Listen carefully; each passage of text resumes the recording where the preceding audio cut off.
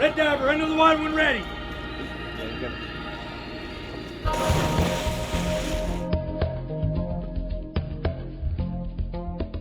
On a sweltering summer day in Savannah, Georgia, a team of U.S. Navy divers, guided by U.S. Army Corps of Engineers archaeologists, splashed into the murky waters of the Savannah River. This was the watery grave of the Civil War ironclad CSS Georgia. One of the most interesting wreck sites that I've ever worked on has some of the most amazing artifacts one could hope for on a wreck. The dives in 2015 represented the final stages of more than 40 years of archaeological study and offered the promise of artifacts and information about one of the nation's most significant yet mysterious shipwrecks. So this is our one chance to really understand the Georgia, how it was constructed, what it looked like. We probably know less about the Georgia than we do any other Confederate ironclad. So everything, every scrap of material, every fragment of machinery is going to tell us a little bit more about the Georgia. But the work would not be easy. It would require many thousands of dollars worth of specialized electronics and 274 dives into one of the most challenging underwater environments imaginable. The CSS Georgia doesn't give up her secrets very easily. This is the story of the recovery of the CSS Georgia.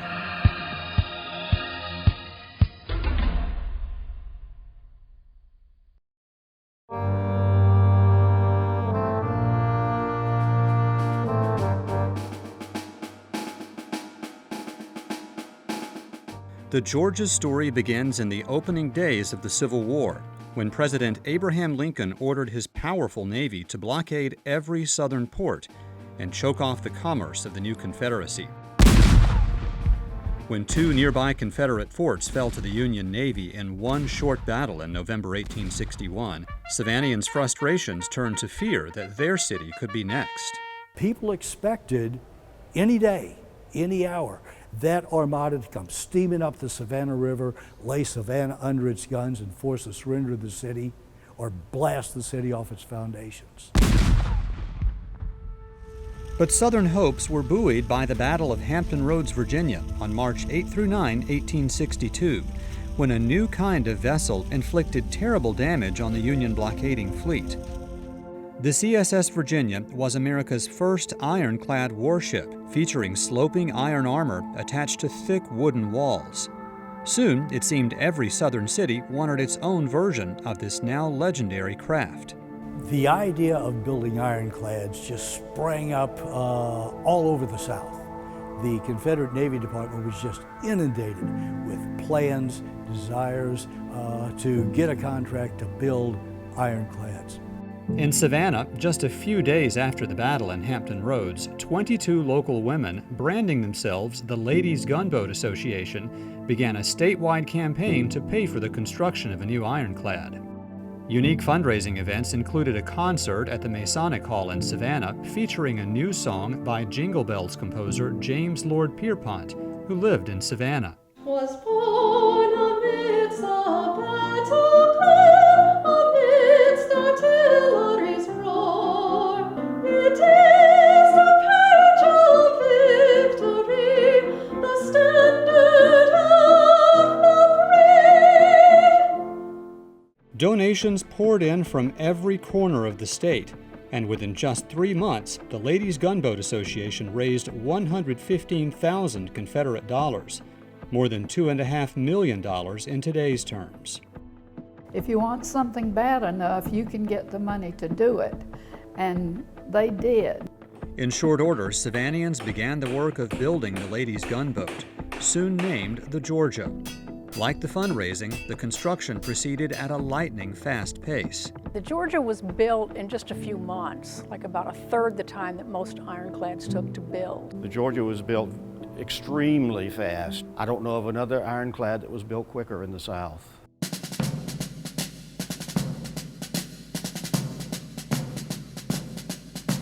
Because no plans, drawings, or written records of the Georgia's construction survive, only one thing is known with any degree of certainty. Because the builders could obtain no supplies of iron plate like that used on the CSS Virginia, they instead used heavy iron railroad rails to protect the ship's armored top, called the Casemate or casement. The wooden structure of the casement was composed of several layers of thick wood, up to 24 inches in thickness. The railroad T-iron was placed on the angled side of the wooden casement of the Georgia like this, flat side down. Then another piece was slipped in between, usually down, and locked in place, and it formed a flush surface on the exterior of the casement. Surprisingly, for a ship that commanded Savannah's full attention for so long, no good images of the Georgia remain. There are 3 engravings from period newspapers, but the first drawing is missing the smokestack. The second has too many cannon on the ends of the casemate, and the third shows the iron rails hung horizontally rather than vertically. A purported photo of the Georgia discovered in the 1970s was revealed in 2015 to be a hoax. And not only are there no blueprints, written descriptions of the vessel vary wildly, with estimates of its length ranging from 120 to 250 feet long. So the Georgia's true appearance remains a mystery to this day.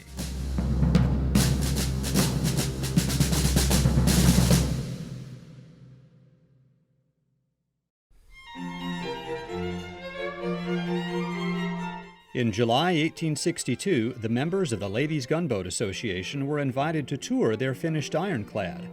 Expectations for the ship's success ran high. They all expected this vessel to go down the river, attack the blockade, sink or drive off the Yankees, and reopen Savannah to world commerce. But those dreams were to remain unfulfilled, as the Georgia proved unable to power itself against the strong currents of the Savannah River. Perhaps because its engines were too weak, its iron armor too heavy, or a combination of both. A ship that couldn't move, couldn't attack. And that wasn't the Ironclad's only shortcoming. On the trial trip, the hull leaked so badly that the bilge pumps couldn't pump the water out as fast as it came in. It got to the point the captain of the Georgia was considering throwing the coal overboard to keep the vessel afloat. And apparently she also leaked when it rained as well. It came from both ends, top and bottom apparently. In order to stop the never-ending trickle of water seeping into the ship, the Georgia's crew was forced to make her interior unbearably hot. You can imagine what that vessel was like in August, sitting in the middle of the Savannah River with at least some part of the engine running to operate the pumps. So it probably would have been like 120 degrees inside that vessel.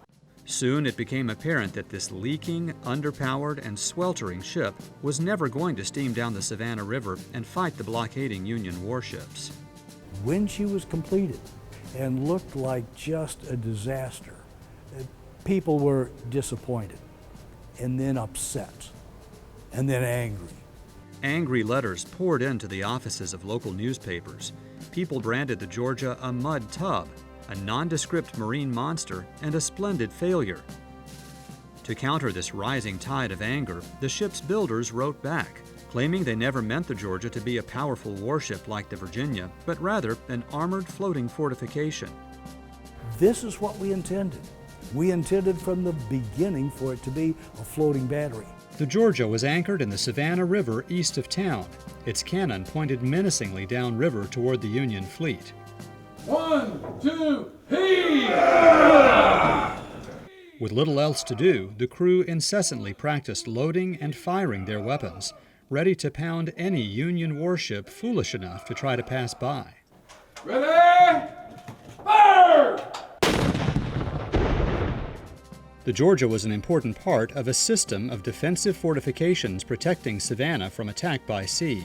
The Ironclad was stationed in front of Fort Jackson, a brick structure mounting up to 7 cannons. Just downstream sat Battery Lee, the strongest fort in the system.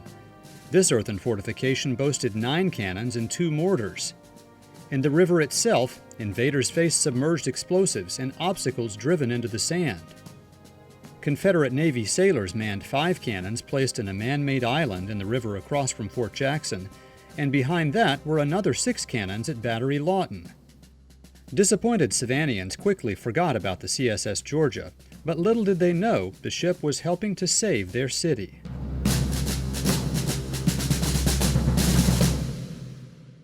What they didn't realize was that she actually delayed the fall of Savannah until December of 1864.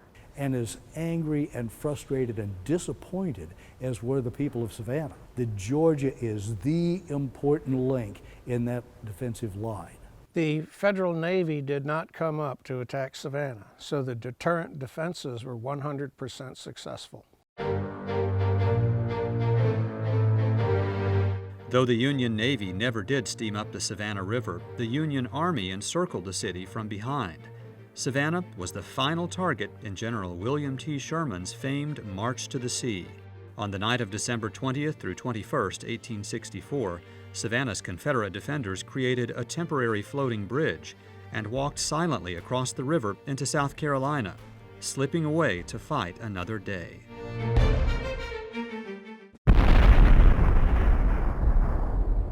The city's Confederate naval ships were intentionally destroyed to prevent capture by the enemy. The powerful new ironclad, CSS Savannah, was blown up by its crew. The CSS Georgia met a much less violent end. The crew disabled the cannon, then shut off the pumps and fled the vessel. Come on, let's go. They opened the seacocks and they let it fill and just go down. When the Georgia was scuttled, she sank so quickly that most of the crew had not a chance to get all of their belongings off the ship. Go, hurry up! Come on, let's go! Hurry!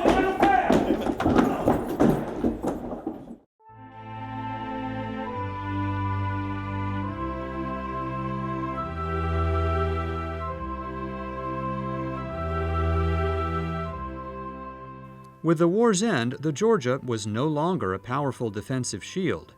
Now she was an obstacle to commerce and needed to be removed or destroyed.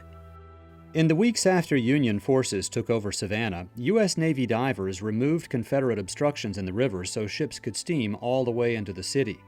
Plans were made to raise the Georgia and salvage its valuable iron, but before the work could begin, the passenger steamer Lizzie Baker collided with the Georgia's wreckage in May 1866.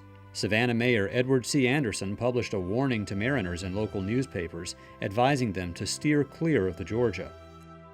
That summer, the U.S. Treasury Department took over salvage work, giving the job to a New Yorker named Henry S. Wells, who represented a northern-owned railroad whose iron had been seized by the state to armor the CSS Georgia.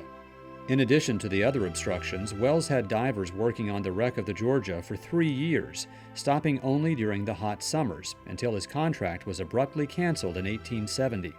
Wells complained to Congress that he had not had time to salvage most of the valuable iron on the Georgia. In this 1871 map, the Georgia's wreck is depicted lying on the north side of the shipping channel opposite Fort Jackson, submerged beneath 11 feet of water at low tide. The assistant U.S. Army engineer in Savannah reported that though 80 tons of iron had been salvaged from the wreck using dynamite, the ship's machinery and engines were still on board. But authorities decided to focus their efforts on removing other obstructions that were actually blocking the channel, and the Georgia was left where she lay, not to be heard from again for almost a century.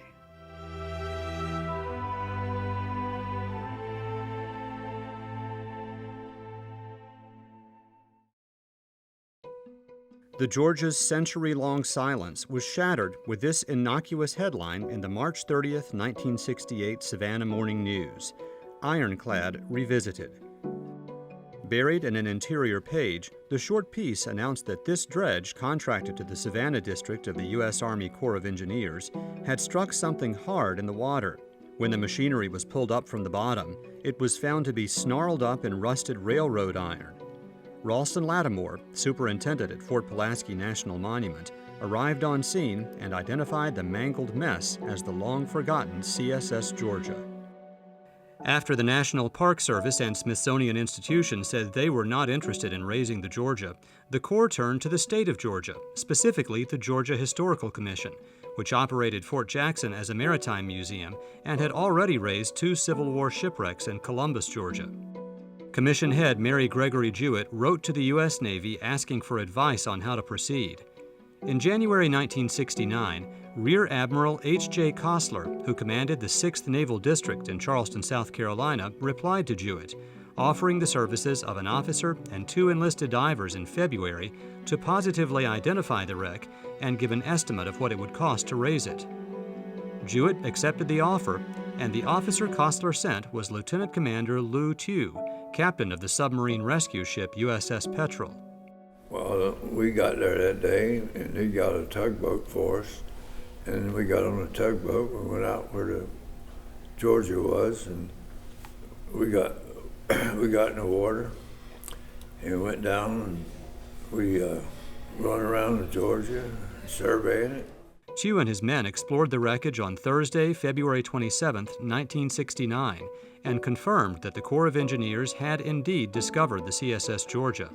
They reported that the ship's upper decks and structures had collapsed, and that 12 to 16 feet of silt had covered the wreckage, which was otherwise intact. The divers brought 3 or 4 pieces of waterlogged timber to the surface, but left all the other artifacts where they found them.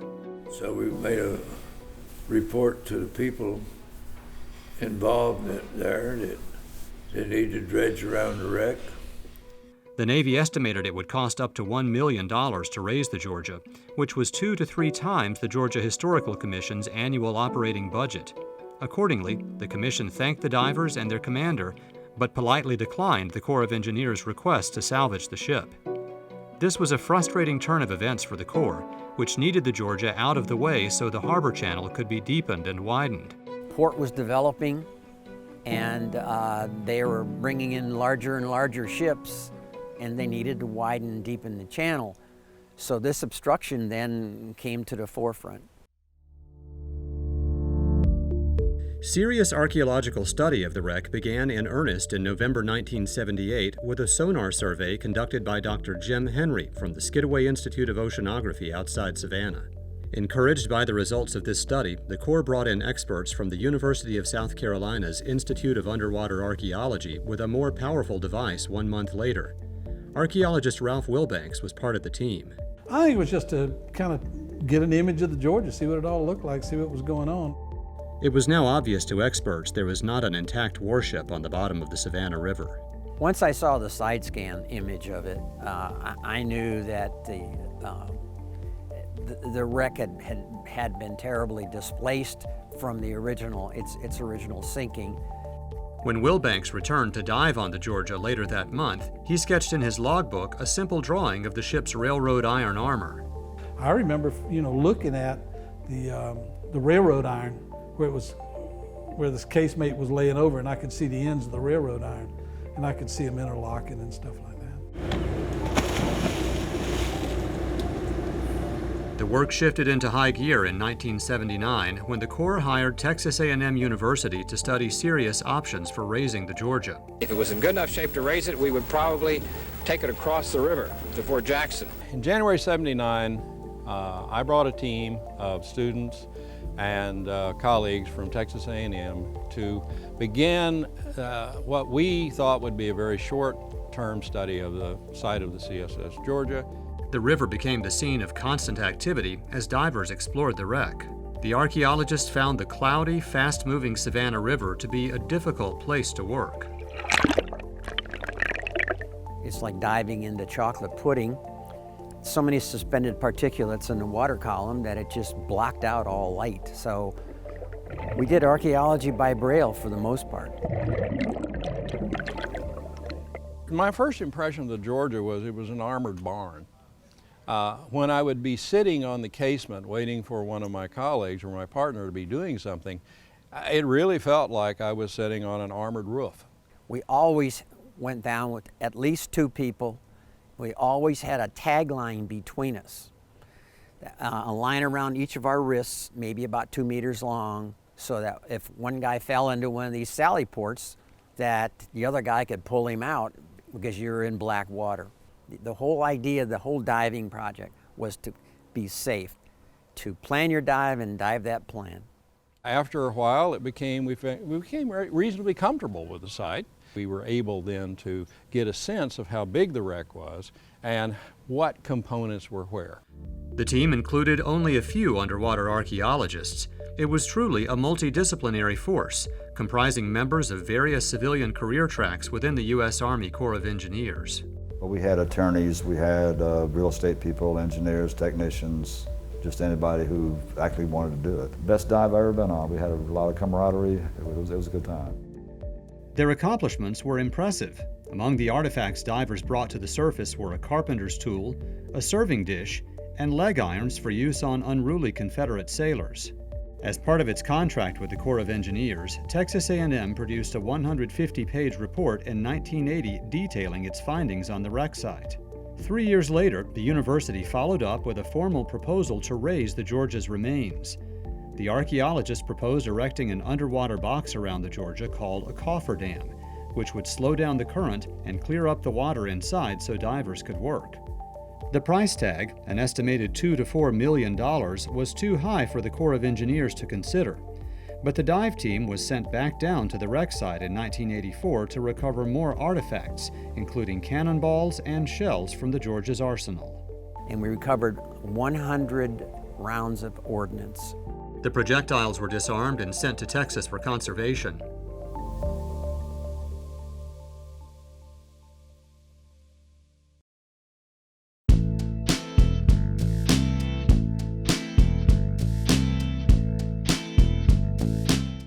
On one of the dives, Joe Wilson and his partner made an exciting and unexpected discovery atop the Georgia's Casemate. Myself and another diver went down, and we were trying to put a marker, just a buoy on the wreck so we know where to go back to every time. And my friend started tying the line around what he thought was a cleat. And I went up to it to check, make sure he had it tied right. And I found out, I felt the trunnions, and I thought it was a cannon. The divers had discovered the one-of-a-kind 24-pounder cannon cast at Alvin Miller's Savannah foundry, especially for use on the Georgia. 24 pounds refers to the weight of the projectile fired by the gun. The team raised the relatively small weapon on April 14, 1984. The barge brought it ashore, where it was lowered into the moat at Fort Jackson. This would protect it from decomposition until a special treatment tank could be prepared to conserve the historic weapon. When it gets out of the water and comes in contact with the oxygen, it starts to deteriorate immediately. And if it's not kept out of the air or preserved, it'll disintegrate. On April 28th, a much bigger 32-pounder rifled cannon broke the surface. Again, the crew hoisted the gun into the air and ferried it over to Fort Jackson. But this cannon could not be stashed in the moat. That 32-pounder rifle weighs over 5,000 pounds. So if we put that in the moat, it would have sank all the way to the bottom, and it may have been hard to get back out. We dug a pit and lined it with plastic and filled it with water and kept it in there. Etched on the side of the 32-pounder were clues about the big gun's identity. We had some paperwork that listed all the weapons on the ship and the markings on them. And when we brought the gun up to the pit where we were going to bury it, we hosed it off real good and looked at the markings on it, so we were able to identify it right then. Normally, something like that is impossible. After 2 years in wet storage and 3 more years in treatment, both cannon were finally ready for exposure to the air in summer 1989. But before he could prepare them for public display, Robertson first had to take care of a potentially dangerous surprise concealed within the barrel of the 32-pounder. The 32-pounder rifle was loaded, and so that had to be taken to the explosive ordnance disposal range up at the Beaufort Air Station, the Marine Air Station, and we removed the shell up there. With the cannon unloaded after more than 120 years, Robertson handcrafted historically accurate wooden carriages for both guns and put them on exhibit outside at Fort Jackson. Yeah, I almost feel like I'm part of the crew after handling all this stuff so many times.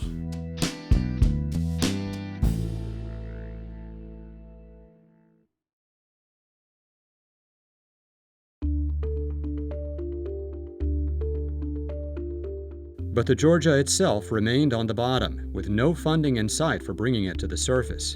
The nonprofit Coastal Heritage Society, which had taken over management of Fort Jackson from the Georgia Historical Commission, became an active advocate for the ship, hosting academic conferences and lining up support from other groups in the community.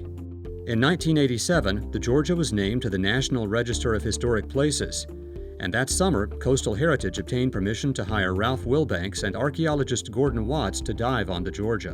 One of the principal things we were trying to answer was, is there a hole underneath the casemate sections? Because early divers had indicated that they'd found a companionway had gone down into the hull of the ship. But as soon as we were on the bottom, we figured out pretty quickly that there was no hull that was pressed into that Miocene clay.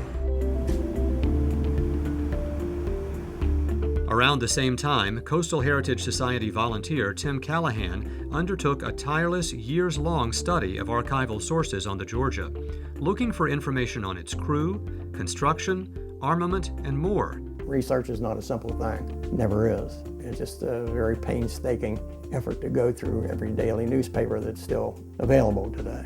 I feel that my efforts really brought it alive, more so than it would have ever been otherwise. And that makes me proud to have done that. Meanwhile, the Society continued to lobby for raising the Georgia, and even drew up plans for exhibiting the Georgia's remains inside a large 1920 structure that was part of the historic railroad complex downtown. Everybody naturally thought at that time that next year we're going to have the Georgia brought up. But those dreams never materialized, and the Georgia's secrets remain concealed beneath the waters of the Savannah River, waiting for the funding required to bring them to light.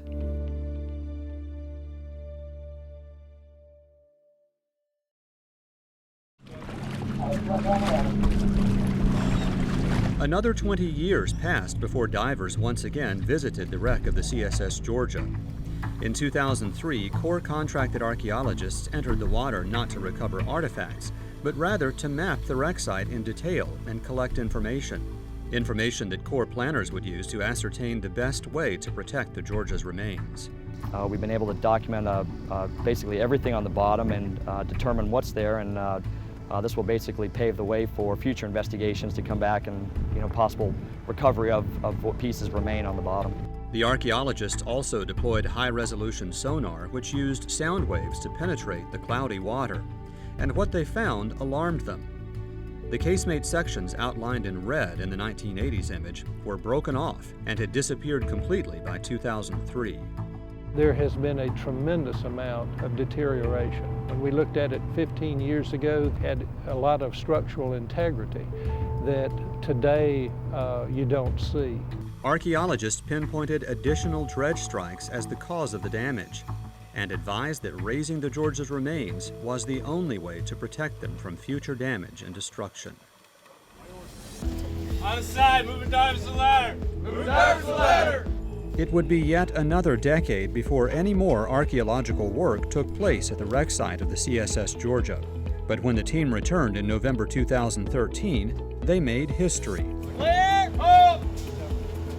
For the first time, U.S. Navy divers raised a large section of the Georgia's iron and wood casemate intact. The piece measured 8 feet by 8 feet and weighed close to 5,000 pounds. Everybody's real excited to get it up and over. We worked hard for 5 days to get that piece to the surface. The Corps of Engineers and the U.S. Navy, which officially owns the historic warship, needed to know the most effective way to recover and conserve the Georgia's remains. They hoped this Casemate section would provide valuable clues.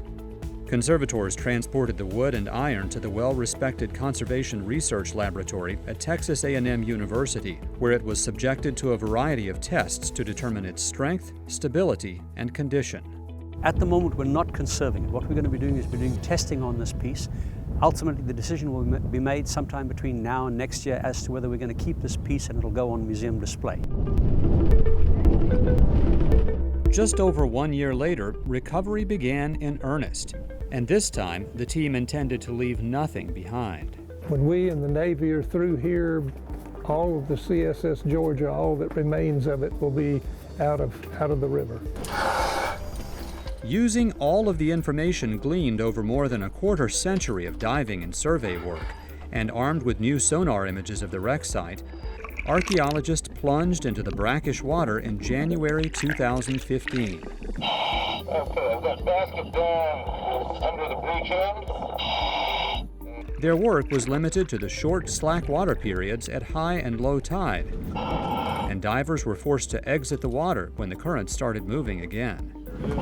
The tide window can be as little as 30 minutes, and it could be as much as an hour and a half. It just depends on the moon and the wind and a lot of other conditions.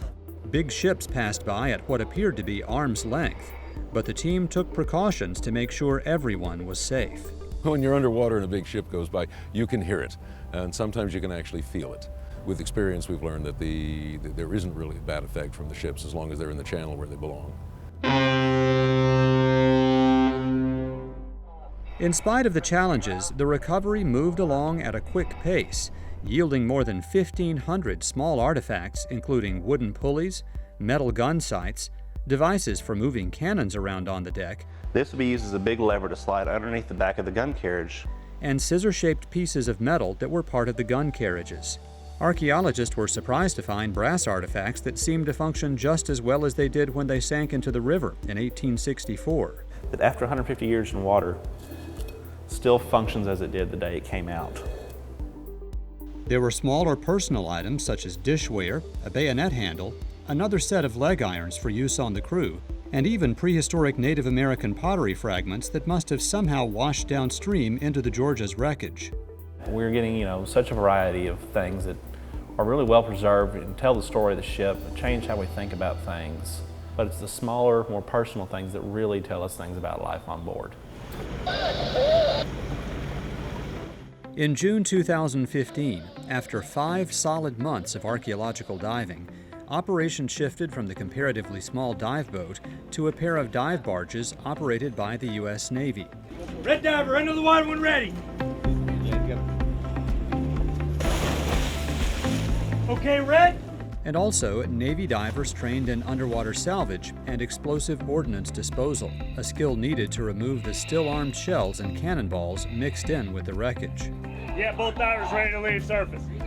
Though they wore the uniform of the United States Navy, the CSS Georgia's one-time foe, the divers were glad for the chance to help save the historic ship's remains. It's definitely a once-in-a-lifetime opportunity to get to be able to dive in this dive and to claim that you helped salvage the CSS Georgia. The Navy divers were aided by some of the best equipment available. A high-tech underwater positioning system coupled with 3D real-time sonar allowed archaeologists on the surface to monitor the divers' movements, even though it was impossible to see much of anything underwater. Red diver, do you have the grenade? They may not know where they are on the bottom because of the low visibility, but we know exactly where they are, and we're able to systematically cover the bottom. Over the course of 28 dives, the Navy divers raised more than 200 pieces of ordnance, which were transferred ashore so experts could remove the explosive powder and fuses. Then it was time to move on to the 4 large cannon known to remain in the wreckage. The first to come up, a small smoothbore cannon that fired 6-pound shells, broke the surface of the water on July 15. Our eyes were the first eyes to see that cannon in over 150 years since she was scuttled and Sherman took the city. 3 more cannon emerged in July. 2 more rifled guns like the larger of the 2 raised in the 1980s, along with a massive 9,000-pound Dahlgren smoothbore gun. Their safe recovery was a difficult, well-orchestrated job on the part of the Navy divers and the archaeologists. These are big cannon. These are big guns. It takes a lot to get them off the bottom. When you do it successfully, it's a major accomplishment. Each cannon was carefully lowered into a metal container and prepared for safe transport to the Conservation Research Lab at Texas A&M. With the last of the cannon and shells removed from the site, the dangerous and tedious ordnance recovery phase of the archaeological project was complete. Thanks, guys. Appreciate it. You guys did a hell of a job. Thank you. It does feel much better to get over this hump. Get these out of the water, get on to the next phase, which is much more enjoyable for everyone on the team. Following an old Navy tradition, the chief diver lashed a broom to the mast of the tug that pushed the barges back to shore. Back in World War II, United States submariners would oftentimes display a broom in their sail on the way back in to show a clean sweep of the oceans of the enemy. Complete clearance, and that's what we did today. We cleared the Confederate guns and ordnance from the Savannah River. Attention now shifted to recovering large mapped artifacts, such as remnants of the ship's machinery and fittings, engine parts, and the propeller. All eyes were on the water as the blades and shaft of one of the Georgia's 2 propellers saw daylight for the first time since it sank. After gently cradling the big iron artifact onto the deck, conservators carefully cut the propeller into 2 parts to ensure a safe transit to the conservation lab in Texas. When I'm back in the lab and I've cleaned the propeller and the shaft, we can see exactly how she goes together, and we can realign her for museum display. Red diver in the water when ready! The successes achieved during the large artifact recovery phase were later dampened by the crew's inability to recover the large, heavy casemate sections on the bottom. Their recovery would have to wait until new methods were developed. We just got to a point where we could not separate off any more sections of the casemate, and what was left exceeded, the weight of our cranes. Now it was time to recover the remaining artifacts too heavy for divers to lift. For this task, the archaeologist would use mechanized equipment. The wreck is just spread out over a more than a football field size area. A lot of it's buried. Most of it's too heavy for 1 or 2 or even 3 people to pick up. You've got to have big machinery to pull this stuff to the surface. You just can't do it with divers. More than 2,000 times, the crane scooped up mud-covered artifacts from the bottom and deposited them on deck. Each scoop of the claw or clamshell was conducted with precision, using global positioning satellite guidance and a detailed grid map of the wreck site. This allowed archaeologists to know where the artifacts were located before they removed the objects.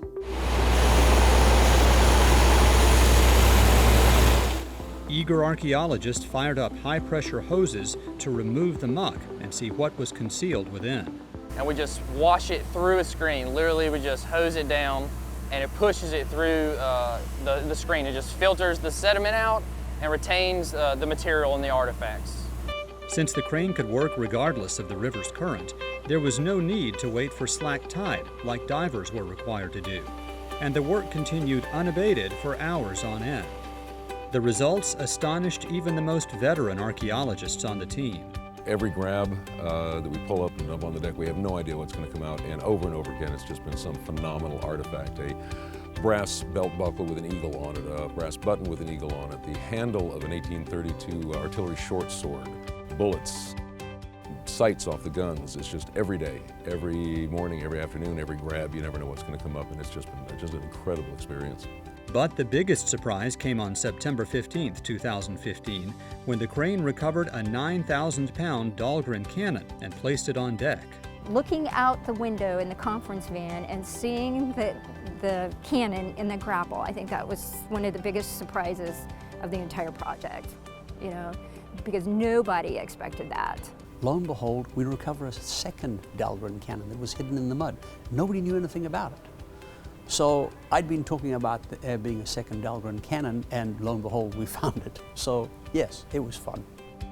In addition to the unexpected cannon, the crane also raised 8 brass gun sights and 5 mechanisms used to fire the cannons, more than ever found on any other Civil War shipwreck.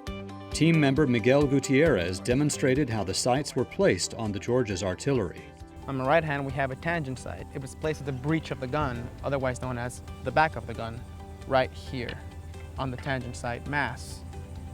On my left hand, we have a discharge sight. It was also called the front sight, and it was placed at the second reinforced, that is, this area of the gun, in line with the trunnions on the sight mass, which is this lifted area right here, bolted with 2 bolts to keep it in place. It's quite a find. It's very interesting, and this is a very great opportunity we have to study naval gunnery during this time in our country's history. On October 25, 2015, the team completed its last mission in this phase of the work. A tug pushed the barges to a secluded spot in the back river behind Hutchinson Island, where the archaeologists intended to rebury close to half of the artifacts they'd raised. We set aside some artifacts that we determined weren't really going to contribute that much to our understanding of the CSS Georgia and life on the Georgia. Today we are reburying those in a spot not that far from their original location. The objects were gently placed inside several open-topped metal containers and covered with plastic. atop which was piled a thick layer of heavy, wet mud scooped from the bottom of the river. This would create an oxygen-free environment to protect the artifacts. As team members watched, the containers were lifted off the barge and gently placed into the water, where they sank several feet into the soft sediment on the bottom. The process was carefully planned to allow future researchers to access the artifacts should the need arise. We want to make these accessible to someone in the future who wants to come along and recover them. And we have records of everything that's in each container. So if anybody really wants to come back and retrieve these, they know exactly what they'll be getting in each container. Sonar scans and final archaeological dives ensured the containers were placed snugly in exactly the right spot. For now, the salvage and recovery of the CSS Georgia was complete. Now the artifacts began a 1,000-mile journey from Savannah to the campus of Texas A&M University, about 100 miles northwest of Houston. Are you going to hit that water? Here they were offloaded at the same lab where the Casemate section raised in 2013 was sent, to begin the process of preparing them for display in museums. Here at Conservation Research Lab, after the work in Georgia was over, the work here really began. We took possession of around 142 tons worth of material, over 13,000 artifacts, ranging in size from our 12-foot Dahlgren cannons to 24-foot long sections of iron casemate, down to the smallest small personal effects. And each one of those just takes its own personal care to figure out the best way to conserve these and make the most out of these artifacts to tell the story. Conservator Karen Martindale began identifying each of the 1,700 small artifacts one at a time and painstakingly entering the information into a computer database. So it has all of the pertinent information needed for each artifact. Next, each item was photographed before being treated, and those which were trapped in layers of marine concretion from many decades underwater were scanned with a medical X-ray. The X-ray is a priceless tool to be able to actually see inside them, to be able to, for example, see inside a padlock, to see what mechanisms are still there. Other conservators, all of them students in A&M's highly regarded archaeological training program, used handheld devices called air scribes to chisel away concretion from artillery shells and cannonballs. This is an untreated shell from the CSS Georgia. As you can see, it's heavily concreted. There's still shells, there's barnacles. It's really rusty. This one over here has already been treated. While there's still concretion on it and it's still a bit rusty, you can see that there's many smooth patches of metal still left. In some of the big water-filled containers outside, large metal artifacts were in the beginning stages of a process called electrolysis, during which electrical current and a chemical solution were being used to return the rusty metal to its original state. It slowly leaches these salts out of the metal into the water that we can start to control and make this metal more stable that it will not rust as it's exposed again. The conservation process can last as long as a few months for smaller artifacts to a year and a half or more for large cannons and casemate sections. Waterlogged wooden artifacts require their own type of tender, loving care to reverse extensive damage caused by a wood-devouring mollusk called the teredo worm. As you can see here, the teredo worms will burrow into the wood and then leave behind their shell in its place. Much of the time, wood is so eaten up by teredo worms that the only thing left holding the wood together is the teredo worm shells.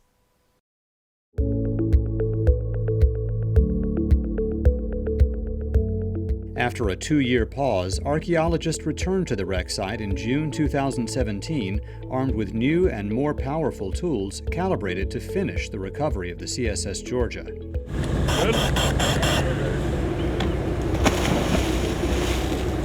This time around, we are using a larger crane, and with that crane, we can put down a much larger frame and rigging system than we could in 2015. Last time we had max 100 ton. Here we have, it's capable of 300 ton, but right now it's certified to 150. First to break the surface of the water was the 31 by 24 foot, 67-ton section known as the East Casemate, just before dark on Wednesday, June 21st. Using steel beams, salvage experts built metal cradles to safely lift the century-and-a-half-old Casemate section to the surface. The piece is so fragile, we don't know where it's going to fail. If we just sling wires under it, it could basically collapse on itself like a basket. So the frames just give that underneath support. As the archaeologist watched with bated breath, the crane operator gently placed the heavy artifact down on an adjacent barge. You know, we were just anxious to get it up because we knew it was coming up, we knew it was going to get on deck, and we knew we were going to get a really good look at it. Next up was the larger West Casemate section, weighing in at an estimated 120 tons. At first, this artifact defied efforts to bring it up in one piece. But on July 2nd, the team managed to raise most of the West Casemate intact, placing it in line with its companion on the artifact barge. It feels good to get that last big piece finally out of there. Finally see it break the surface, swing around. It was quite a sight to behold. A sight and a smell. After more than 150 years on the bottom, the big pieces of iron and wood were slathered in stinking muck. Archaeologists employed good old-fashioned fire hoses to blast the coating off. On top of the casemate, we've got numerous inches of mussel and mud. And we want to wash this away so we can record all the rail and the fastenings underneath. Oh, this is a mess. I don't know how to say it other than that. We're trying to clear that all away so that we can clearly see the rails and any other distinguishing features. As soon as the sections were cleaned off, experts began studying them in detail. Their findings confirmed basic ideas about how the Georgia was built, but yielded some surprises. The casemate is rail up, rail down, rail up, rail down, and fastened tightly together. And they sit and are fastened to 2 layers of wood. With each piece, we learned a little bit more about the Georgia, and we also realized that some of the assumptions we made may not hold true. One of the unexpected things was the diversity of the types of rails that were involved. We've got 7 different types of rails that we've been able to document in these 2 sections of Casemate. Team member Matt Mouse used his digital camera and specialized software to produce 3D images of the Georgia's remains.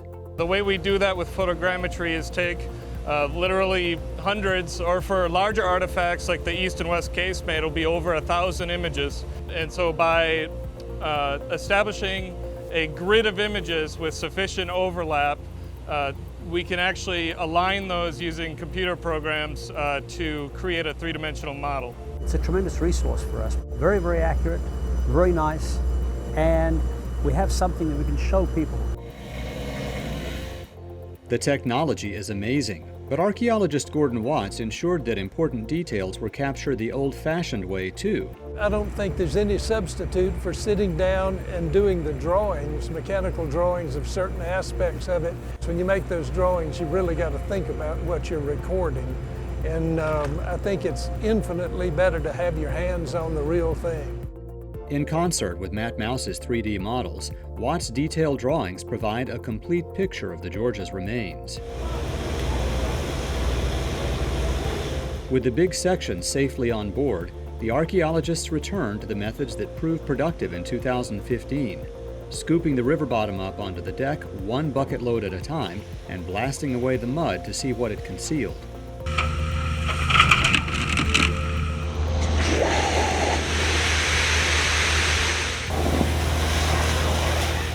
Each scoop was precisely placed with the aid of computers and sonar devices. The next grab is going to be clamshell 3-8. 3-8, thank you. The West Casemate, especially on the southern periphery, that was an artifact-rich environment. There is no telling what is underneath. The search yielded few of the personal artifacts that so astonished archaeologists in 2015, but the discovery of the missing cylinders from the Georgia steam engines more than made up for any disappointment. We found them initially in 2003, and then when we were back working in 2015, they had disappeared. We looked everywhere that they had been in 2003, no sign of them whatsoever, and in one grapple, both of the cylinders came up. And we think they may have been fouled in the chain that went to one of the buoys that's right there that literally marks the wreck. It may have been drugged down the slope into the toe of the channel. In conjunction with information gleaned from the ship's propeller raised in 2015, the engine parts discovered 2 years later will yield important clues about why the Georgia was so underpowered. During the final stages of the work on the river, the recovered artifacts were continuously soaked to make sure they didn't dry out and start to decay. The steam cylinders would be sent to the lab at Texas A&M for conservation, but now it was time for the big Casemate sections to return to a safe, secluded spot on the river bottom. Here they will wait until someone comes up with a plan and funding to conserve them and put them on exhibit. Bittersweet's a good way to describe it. It's kind of sad to be, you know, involved in the second scuttling of the ship, but maybe it'll rest in peace over here for the next 150 years. When you get right down to it, what we did preserves everything that went down on the bottom. So yes, it's bittersweet. We put it back in the water. On the other hand, we've gained a tremendous amount of knowledge. We know how the whole thing was put together. And in years to come, if somebody wants to display it, it's here. We know where it is. It's buried in the mud. They can come back, recover it, conserve it, and put it on display. There's a vent in the rear of the cannon. You have to get. For the recovery team, Reburial marked the end of a long journey. They marked the occasion by gathering for a special cannon salute at Old Fort Jackson. It's a wonderful way to end the project, a cannon salute from the fort where the soldiers on a daily basis would have seen the Georgia. And it's kind of fitting that the one would salute the other at the end of a project.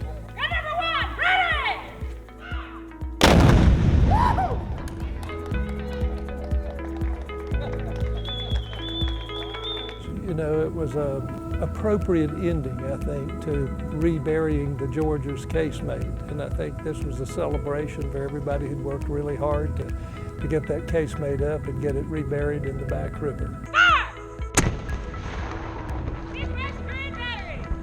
And I think we did a really credible job, and I think everybody's proud of it.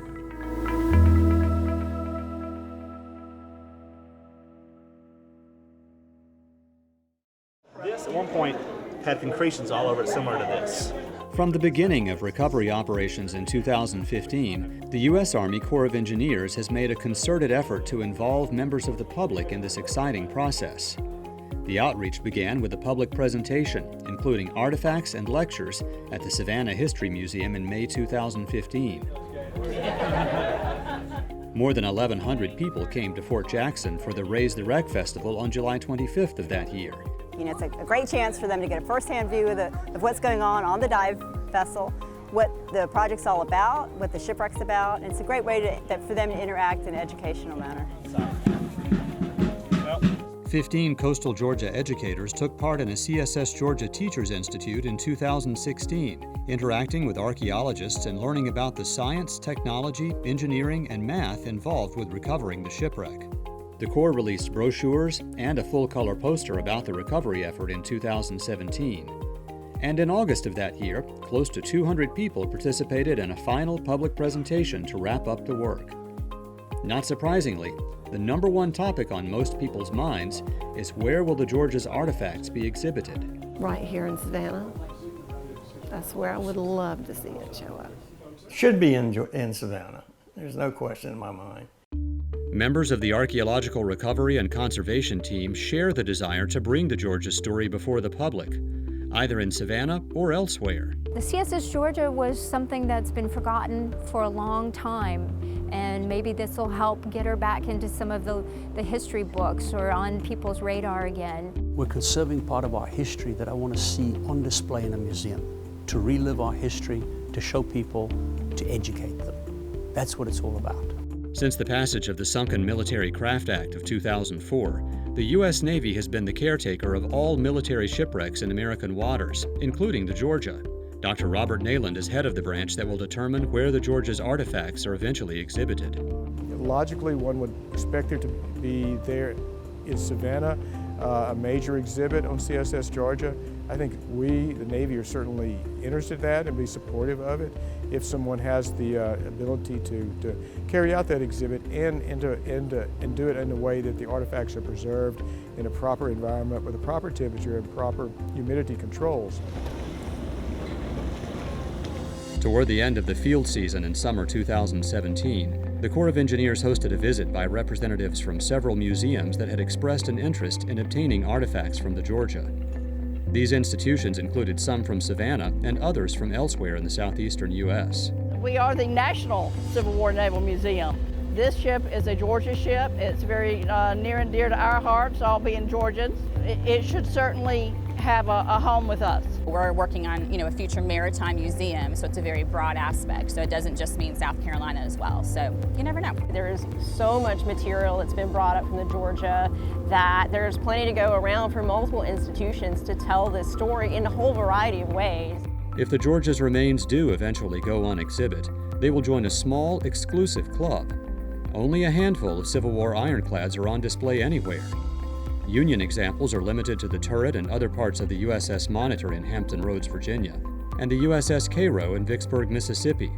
On the Confederate side, only the wooden hulls of the CSS Jackson in Columbus, Georgia, and the CSS Noose in North Carolina remain. But even among this remarkable fleet of historic ships, the Georgia is exceptional.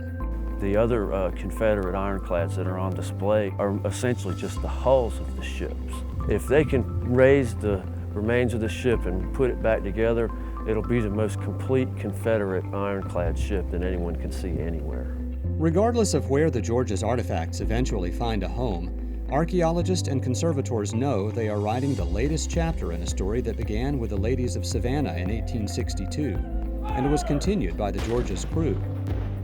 The narrative was picked up by the divers who explored the wreck from the 1960s onwards, and embellished by those who combed the archives to fill in the blanks. Now it's up to all of us to write the next chapter in the story of the CSS Georgia.